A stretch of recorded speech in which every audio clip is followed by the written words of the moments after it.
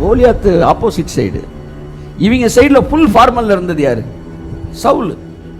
சவுல் தான் தலையில் கவசம், கையில் வாள், எல்லாம் ஃபுல் ஃபார்மலில் இருந்தான். ஆனால் தைரியம் மட்டும் இல்லை.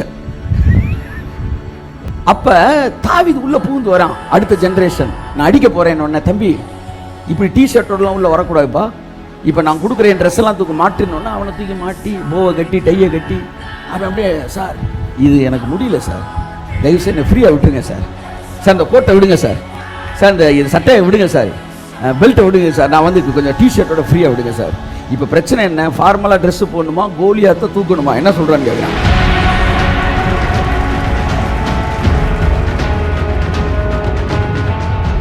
ஸோ தேவன் உடன்படிக்கை பண்ணின பிறகு என் வாழ்க்கையில் அது நடக்குமா நடக்காதா, என்னுடைய தவறுகள் அதை டேமேஜ் பண்ண முடியுமா, அதை தான் நீ பேச போகிறேன். தேவன் இந்த யூனிலேட்ரல் கவர்னன்ட் பண்ணிட்டாருன்னா அதுக்கப்புறம் உங்கள் தப்பிதங்கள் கூட அந்த உடன்படிக்கை நிறைவேறுதலை டேமேஜ் பண்ண முடியாது.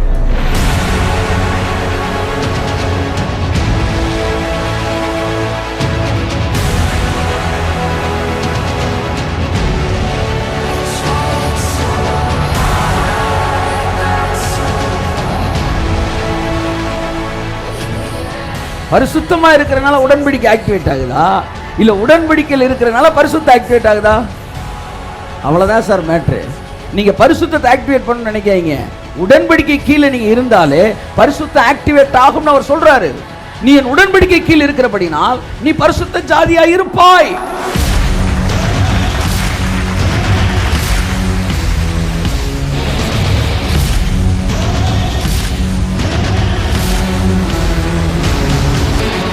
அறியாமை அடக்கிற ஸ்டைல் என்ன தெரியுமா கடவுளுக்கு? நன்மையை செஞ்சு செஞ்சு செஞ்சு தான் மனுஷன் செய்கிற தீமையை மாற்றுவாராம். அதனால் நான் பிரசங்கிக்கிற இயேசு கிறிஸ்து நீ தவறுகள் செய்யும் போது உன்னை ஆசீர்வதிப்பார் என்று சொல்வேன் என்றால் அதற்கு பின்பாக அவருடைய செயல் இருக்கிறது. அது என்னவென்றால், நன்மை செய்கிறதினாலே மனிதருடைய அறியாமையை அடக்குவது அவருடைய சித்தமாக இருக்கிறது.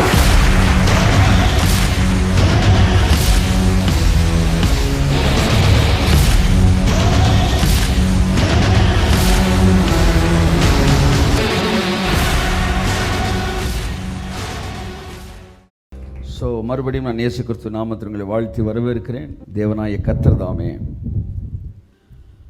நம்முடைய வாழ்க்கையிலே ஆசீர்வாதங்களை வைத்து நம்மை சிருஷ்டித்திருக்கிறதற்காக நான் கர்த்தருக்கு நன்றி சொல்கிறேன். ஆமென். So it's a land of liberty. இது தேவன் வந்து ஒரு it's a law of liberty, ஒரு விடுதலையின் ஒரு பிரமாணத்திற்குள்ளாய் உங்களை வைத்திருக்கிறார். ஸோ இனி அடுத்த ஜென்ரேஷன் இதை விட 1000 மடங்கு ஒரு லிபரல் ஸ்பிரிச்சுவல் லைஃப்பை என்ஜாய் பண்ணுவாங்க. அது இன்னும் ஆசீர்வதிக்கப்பட்ட ஒரு சந்ததி, full of light, full of liberty.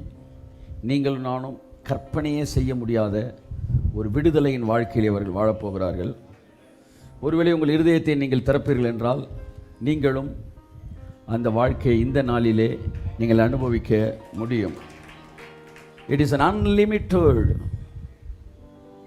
liberty, a life of liberty. So ஆகவே அந்த ஒரு வாழ்க்கை தேவன் நமக்கு வைத்திருக்கிறார். அதனால் வந்து எப்பவுமே தேவன் தம்முடைய பிள்ளைகளை ஃப்ரீயாக இருக்கணும்னு விரும்புகிறார். அதை நீங்கள் புரிஞ்சுக்கணும். ஃப்ரீயாக இருக்கணும்னா எந்த அளவு ஏதேன் தோட்டத்தில் வந்து இந்த சின்ன பிள்ளைகளுக்கு வந்து ட்ரெஸ்ஸை போட்டு விட்டிங்கன்னா அந்த பிள்ளைகளுக்கு அந்த ட்ரெஸ் என்ன செய்யாது, தொப்பியை போட்டிங்கன்னா தொப்பி டிஸ்டர்பன்ஸாகவே இருக்கும். அது இழுத்து போடணும், சட்டையை இழுத்து போடணும். அது வந்து ஃப்ரீயாக இருக்கணும். That's what he like. எல்லா ட்ரெஸ்ஸையும் அவுத்து விட்டிங்கன்னா அந்த பிள்ளைய ஃப்ரீயாக தெரியும். நீங்கள் அதுக்கு என்ன சொல்லுவீங்க? என்ன ரொம்ப ஃப்ரீயாக தெரிஞ்சுக்கிட்டு இருக்கியாமா அப்படின்ற மாதிரி. அப்போ ஏதேனில் தேவன் தி எக்ஸ்ட்ரீம் லெவல் ஃப்ரீடம் வந்து அவங்களுக்கு கொடுத்துருந்தார். எண்ணம் நல்லா இருந்தனால ஃப்ரீடம் நல்லா இருந்துச்சு. இப்போ எண்ணம் கரெக்ட் ஆக ஆக ஃப்ரீடம் என்ன செய்யும்? குறைஞ்சிக்கிட்டே வரும் ஆட்டோமேட்டிக்காக. இது ரெண்டுமே தராசு மாதிரி. உங்கள் எண்ணத்தில் பாவம் இருக்கிற வரைக்கும் வாழ்க்கையில் ஃப்ரீடம் இருக்காது. எண்ணத்தில் பாவம் குறைய குறைய வாழ்க்கையில் ஃப்ரீடம் கூடும். அப்போ நல்ல எண்ணங்கள் இருக்கிறவர்கள் நல்ல ஃப்ரீடமில் இருக்கும்போது அந்த வாழ்க்கையை நல்ல எண்ணங்கள் இல்லாதவர்கள் பார்க்கும்போது என்னவா இருக்கும்? குழப்பமாக இருக்கும். கிரேஸ் லைஃபுக்குள்ளேயே பல ஸ்டாண்டர்ட் இருக்குது. நீ காலையில் ஆவியான என்ற சொன்னார், அதிலே பல லெவல் ஆஃப் லிபர்ட்டி இருக்குது. நீங்கள் கிரேஸ்குள்ளே வந்துட்டீங்கன்னு ஒன்று நீங்கள் ஃபுல் லிபர்ட்டிக்குள்ளே வந்துட்டீங்கன்னு அர்த்தமே கிடையாது. அதில் பல லெவல் இருக்குது. நீச்சல் குளத்துக்குள்ளே நீங்கள் விழுந்துட்டீங்கன்னா அதில் 3 அடி இருக்குது, 5 அடி இருக்குது, 7 அடி இருக்குது, 9 அடி இருக்குது. 5 அடி தான் எனக்கு மெயின்டைன் ஆகும்னா 7 அடிக்கு போகிறேன் வாடான்னு கூப்பிட்டா நம்ம என்ன செய்யக்கூடாது? இல்லைப்பா நமக்கு இவ்வளோதான், ஏன்னா எனக்கு நீச்சல் தெரியாது அப்படி சொல்லு. 7 அடிக்கு யாருமே போகக்கூடாது நீ சொல்லாத. உனக்கு போனால் மூச்சு திணறிடும், ஆனால் எங்களுக்கு நீச்சல் தெரியும், எங்களை போக விடு. கைத்தட்டுங்க வருது அவருக்கு. இப்போ இவன் பிரச்சனை என்னன்னா தானும் போகிறதில்ல, போக விடுறதில்லை. ஸோ இன்னும் கிரேஸில் எவ்வளோ லிபர்ட்டி இருக்குது. உங்களுடைய அறிவு, உங்களுடைய ஞானம், உங்களுடைய அந்த சென்ஸ் லெவல் கூட கூட அந்த லிபர்ட்டியை நீங்கள் அனுபவிப்போம். ஸோ இதில் என்ன நடந்து போச்சுன்னா, தான் ஆவியானவர் சிலருக்கு அந்த வெளிப்பாடுகளை கொடுத்து அடுத்த லெவல் லிபர்ட்டி கூட்டு போயிட்டே இருக்கும்போது வேறு லெவலில் இருக்கிற பீப்புள் அதை அவங்களால ஏற்றுக்க முடியல. ஏன்னா அவங்களுக்கு நீச்சல் தெரியல. அதனால தான் என்ன டிஷர்ட்டை போட்டு ஒரு பிரசங்கம் பண்ணுறாரு, அதை போட்டு பிரசங்கம் பண்ணுறாரு, இதை போட்டு பிரசங்கம். இவங்க எல்லாரும் சேர்ந்து தான் நீங்கள் ஒரு மிகப்பெரிய விடுதலையின் வாழ்க்கையை அனுபவிக்க விடாமல் உங்களை தடுத்துக்கிட்டே இருக்கிறாங்க. So even inside of grace, கிரேஸுக்குள்ளவே நீங்கள் வரும்போது ஒவ்வொரு லெவல் ஆஃப் ரெவலேஷன் இருக்குது, அந்த லெவல் ஆஃப் ஃப்ரீடம் இருக்குது. கிரேஸ்குள்ளே வந்தோடனே எல்லோரும் ஒரே லெவல் கிடையாது. Different level of revelation, different level of freedom. ஆமென். நீங்கள் எந்த லெவலில் இருக்கிறீங்களோ, எந்த அளவு வெளிப்பாட்டில் இருக்கிறீங்களோ அந்த அளவு விடுதலையை நீங்கள் உணர்வீர்கள். ஆமென். இதில் உங்களுக்கும் தேவனுக்கும் பிரச்சனையே இல்லை. பிரச்சனை பக்கத்தில் இருந்து ஒருத்தன் உங்களை வந்து என்ன செஞ்சுக்கிட்டே இருக்கிறான்? பயமுறுத்திக்கிட்டே இருக்கிறான். ஸோ இவர்களை நீங்கள் விட்டு தூரமாகும்போது தான் உங்களுடைய சுயாதீனத்தை நீங்கள் நன்றாக அனுபவிக்க முடியும். அவர்களோடு நீங்கள் இணையும் போது உங்கள் மனதை குற்றப்படுத்தி விடுவார்கள். சரி பாவம், அவனுக்கு 5 அடியில் நீச்சல் தெரியும், அவனை விட்டுருங்க, அவன் அங்கே இருக்கிறது தான் நல்லது. உங்களுக்கு தெரியுது, நீச்சல் தெரியுது, நீங்கள் 9 அடிக்கு வரீங்கன்னு அவனு வந்தான்னா சிக்கல்.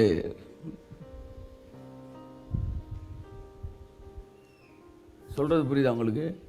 So you must have different level anointing, different level of revelation, so that you can enjoy different level of liberty. ஆமென் சொல்லுவோம். ஸோ அதனால தான் வந்து ஒவ்வொரு வாரமும் வந்து ஏதாவது சில கேள்விகளுக்கு நான் பதில் சொல்லிகிட்டே வரேன். அது கேள்வி கேட்பவர்களுக்கு அல்ல, அது நம்மோடு கூட இருப்பவர்களுக்கு. அதில் ஒரு கேள்வி என்னென்னா, இவர் என்ன ஒரு சீரியஸ்னஸ்ஸே இல்லாமல் பிரசங்கம் பண்ணிகிட்டு இருக்காரு, எப்போ பார்த்தாலும் சிரிச்சுக்கிட்டே இருக்கிறாரு. தேவ பிரசனம்னா ஒரு பயத்தோடு வரவேணாமா, ஒரு நடுக்கத்தோடு வரவேணாமா? இவர் சிரிச்சுக்கிட்டே இருக்கிறாரு. அதனால் சிரிச்சுக்கிட்டே இருக்கிற இவர் வந்து ஜூனியர் பிரசங்கி தான். ஆனால் ரொம்ப சீரியஸாக வரவங்கெல்லாம் சீனியர் பிரசங்கி அப்படின்னு தான் நானும் ரொம்ப நாள் நினச்சிக்கிட்டு இருந்தேன். நான் சிரிச்சுக்கிட்டே இருக்கும்போது கூட, நம்ம சிரிச்சுக்கிட்டு இருக்கும்பா சீனியர் ஆகும்போது, அப்போ கர்த்தர் சொன்னார், பரீட்சைக்கு ஒருத்தன் வரான், 2 பேர் பரீட்சை எழுத வராங்க. ஒருத்தன் 2 4 3 2 6 2 4 3 2 6 4 2 8 2 10 இப்படியே சொல்லிக்கிட்டே இருக்கிறான். இன்னொருத்தன் என்னடா இப்படி இருக்க, அப்புறம் ரைட்டு அப்படின்ட்டான். 2 பேரும் பரிசு எழுத போகிறாங்க. ஒருத்தன் அசால்ட் உட்காந்து ஜோக் அடிச்சுக்கிட்டு இருக்கிறான், சிரிச்சுக்கிட்டு இருக்கிறான். இன்னொருத்தன் 2 10 6 2 12 7 2 14 2 12 இப்படி சொல்லிட்டு ரொம்ப சீரியஸாக இருக்கிறான். 2 பேரும் பரிசு எழுதுறாங்க. 2 பேரும் 80 மார்க் எடுத்துட்டாங்க. 2 பேரும் 80 மார்க் எடுத்துட்டாங்க. இதில் நல்லா படித்தவன் யார்? நல்லா படித்தவன் 2 4 3 2 6. ரொம்ப நல்லா படித்தவன் யார்? ஏன்னா அவன் ரொம்ப நல்லா படித்தனால அவன் அசால்ட்டாக இருக்கிறான். அப்போ ரொம்ப சீனியர் யார் இங்கே? கேஷுவலாக இருக்கான் பாருங்க, அவன் தான் சீனியர். விஷயம் கொஞ்சம் அவருக்கு வந்து இவரை விட அதிகமாக இருக்கிறதுனால கேஷுவலாக இருக்கார். நீங்கள் புரிஞ்சுக்கணும். எப்போவுமே தப்பான கண்ணோட்டத்தோட தப்பான ஒரு படம் தான் நமக்கு வருது. ரொம்ப சீரியஸாக வந்து பாலை போட்டு அவன் 6 அடிக்கிறதுக்கு சிரிச்சுக்கிட்டே வந்து ஸ்டெம்மை தூக்கிட்டோம்னா that's very important thing. அதனால் சீரியஸ்னஸ் என்பது மெச்சூரிட்டியோட சைன் கிடையாது. அதை புரிஞ்சுக்காங்க. It's not a matter whether serious or not, the matter whether the result is plenty or not. ஆமாம். ரெண்டாவது, ஏன் சீரியஸ்னஸ் இல்லை அப்படின்னா, தெரிஞ்சுக்கணும், நீங்கள் என்ன மெசேஜ் கொடுக்க வரீங்க. You are coming for giving warning message are good news? சொல்லுங்கள். குட் நியூஸை எப்படி சீரியஸாக சொல்கிறது? எல்லாம் ஜாக்கிரதையாக இருங்க. ஒரு முக்கியமான விஷயம் சொல்ல போகிறேன். யாரும் சிரிச்சிடாதீங்க. உங்கள் எல்லாருக்கும் உங்கள் அக்கௌண்ட்டில் நான் 2 லட்ச ரூபா போட்டிருக்கேன். யாரும் சிரிக்கூடாது, யாரும் சிரிக்கூடாது, விசிலடிக்கூடாது, கை தட்டக்கூடாது. என்ன சார் அது? வார்னிங் மெசேஜை நீங்கள் என்ன செய்யலாம்? சீரியஸாக கொடுக்கலாம். ஆனால் ஏசுனார் கொடுத்தது குட் நியூஸ். ஆமாம், உங்கள் எல்லா கடனையும் அடைச்சிட்டாங்க, கையை தட்டு, அப்படி தானே சொல்ல முடியும். ஸோ என்ன மெசேஜ் கொடுக்குறோம் அது தெரில. ஸோ இவங்க சீரியஸ்னஸ்ன்னு சொல்லும்போது மெச்சூரிட்டின்னு சொன்னாங்க, அதுவும் அடி ஆயிடுச்சு. சீரியஸாக கொடுக்குறத விட கேஷுவலாக இருக்கவர் தான். சில வாத்தியார் நீங்கள் கேட்ட கேள்விக்கு ஒரு நிமிஷம் உட்கார சொல்லிட்டு புக்கை புரட்டுவாங்க. புரட்டிட்டு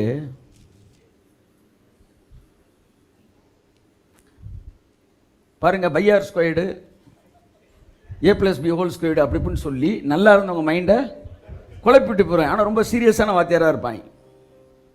ஆனால் சில வாத்தியார் ரொம்ப கேஷுவலாக இருப்பாங்க.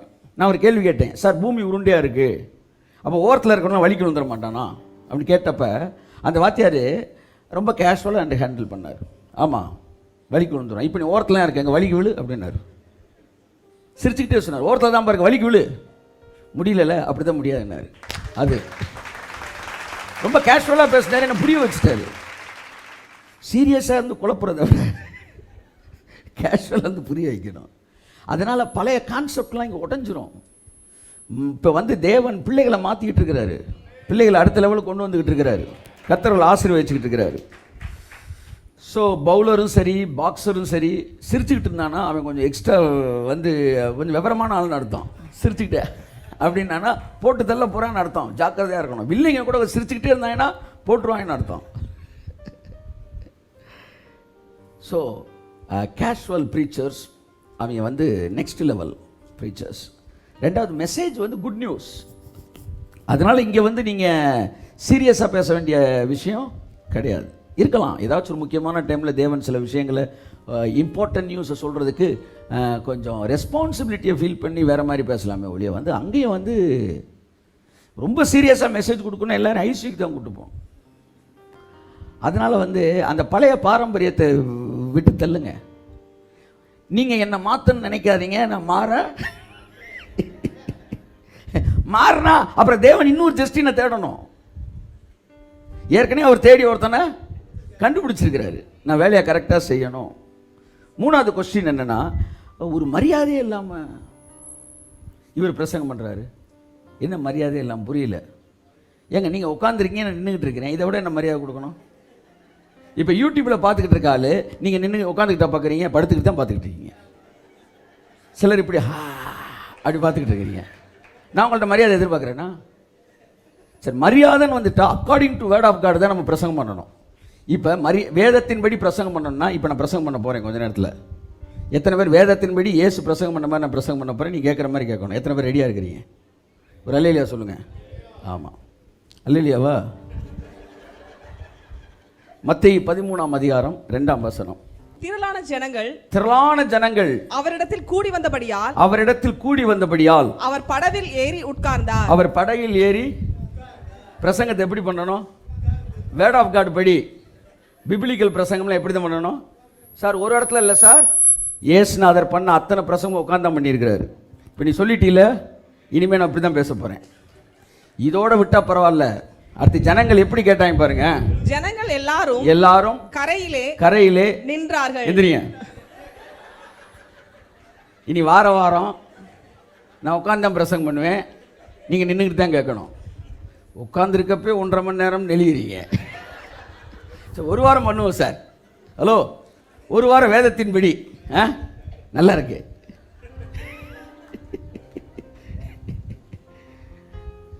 இயேசு உட்கார்ந்து பிரசங்கம் பண்ணினார். ஜனங்கள் நின்றுகிட்டே கேட்டார்கள்.